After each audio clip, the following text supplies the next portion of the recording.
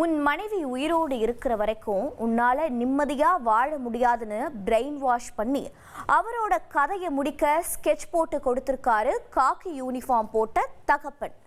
இளம்பெண்ணை மொட்டை மாடியிலிருந்து தள்ளிவிட்டு தவறி விழுந்துட்டதா ஜோடிக்க முயன்ற போலீஸ் ஃபேமிலியோட வேஷம் வெளுத்த கதை இது.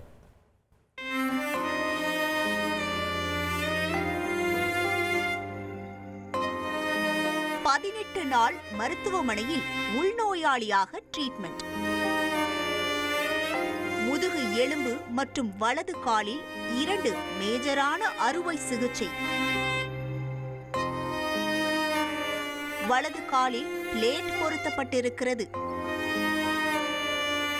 உயிரிருந்தும் பிணம் போல தினமும் அவதிப்படுவதாக தெரிவிக்கும் இந்த இளம்பெண் தற்போது கூட அடுத்த மேஜரான சர்ஜரியை எதிர்நோக்கியே உள்ளார்.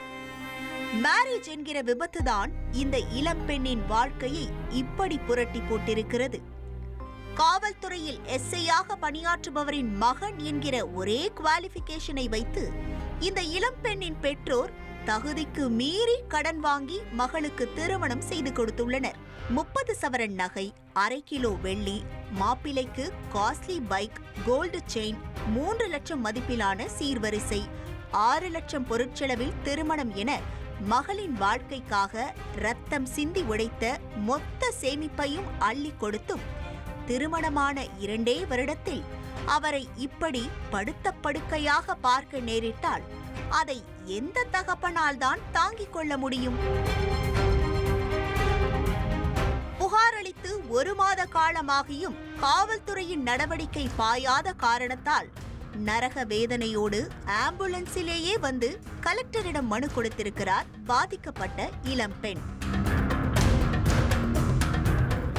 என்ன நடந்தது என்கிற முழு குற்ற பின்னணியை அறிய செய்தியாளர் பிரபாகரனை விசாரணையில் களமிறக்கினோம்.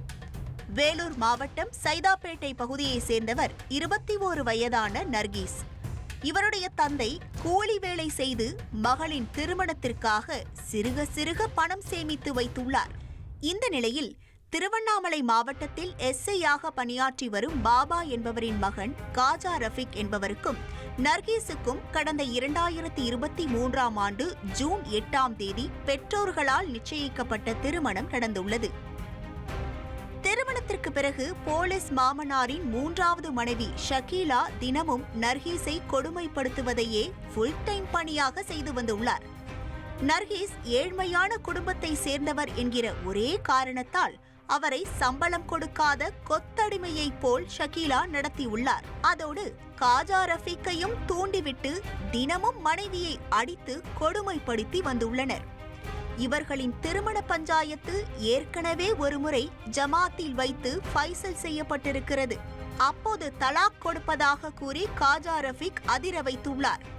எனினும் திருமணமாகி 2 ஆண்டுகள் கூட ஆகாத காரணத்தால் சமாதானம் பேசி கணவன் மனைவி இருவரையும் சதுப்பேரி பகுதியில் உள்ள முல்லை நகரில் தனி குடித்தனம் வைத்திருக்கிறார்கள்.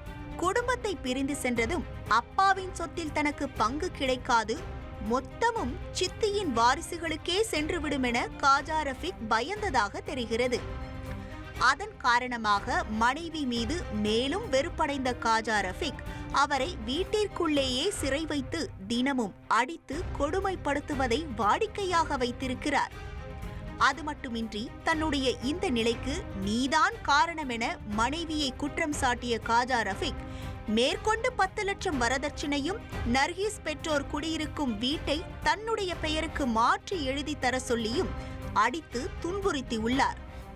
இந்த சூழலில்தான் சம்பவம் நடந்த ஜூன் 3ஆம் தேதி இரவு காஜா ரஃபீக் வழக்கம் போல் நர்கீஸை அடித்து கொடுமைப்படுத்திய பிறகு தனியாக மொட்டை மாடிக்கு சென்று தந்தைக்கு கால் செய்து எனக்கு இந்த பெண்ணுடன் வாழ விருப்பமில்லை என திட்டவட்டமாக தெரிவித்துள்ளார்.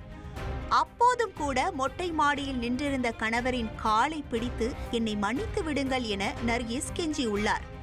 எதிர்முனையில் செல்போனில் பேசிய போலீஸ்கார மாமனார் மகனிடம் உன்னுடைய மனைவி உயிருடன் இருக்கும் வரை உன்னால் நிம்மதியாக வாழ முடியாதென தெரிவித்ததாக கூறப்படுகிறது.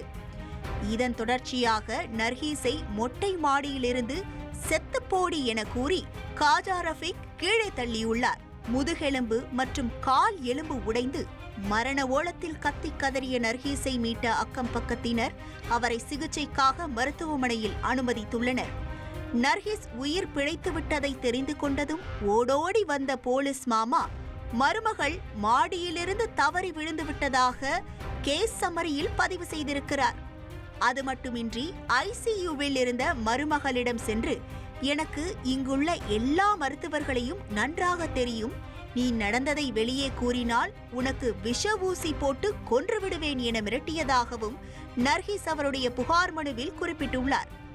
நடந்த சம்பவம் தொடர்பாக அரியூர் காவல் நிலையத்தில் புகார் அளித்த போதும் அவர்கள் முறையான நடவடிக்கை எடுக்கவில்லை என்றே சொல்லப்படுகிறது.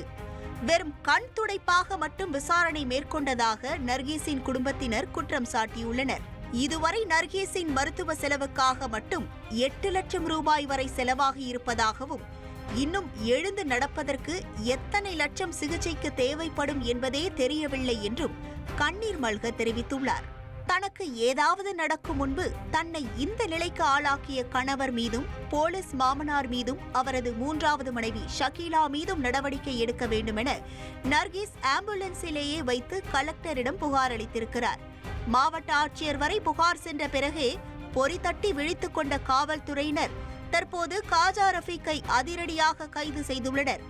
மேலும் நர்கீஸுக்கு வரதட்சணை கொடுமை செய்த போலீஸ் மாமனார் பாபாவிடமும் அவரின் 3வது மனைவி ஷகீலாவிடமும் தொடர் விசாரணை மேற்கொண்டு வருகின்றனர். விரைவில் அவர்களும் கைது செய்யப்படுவார்கள் என்று எதிர்பார்க்கப்படுகிறது. பாதிக்கப்பட்ட இளம் பெண்ணிற்குரிய நீதியையும் அவர் பூரண குணமடைய தேவையான நிதியையும் கோடீஸ்வர போலீஸ் மாமனாரிடமிருந்து பெற்றுத்தர வேண்டும் என்பதே சமூக ஆர்வலர்களின் கோரிக்கையாக உள்ளது. ட்ரெண்ட ஃப்ரெண்ட் ஆக்கிக்கோங்க. தந்தி டிவியின் சப்ஸ்கிரைபர்ஸ் அண்ட் ஃபாலோவர்ஸ் குடும்பத்துல நீங்களும் இணையுங்க.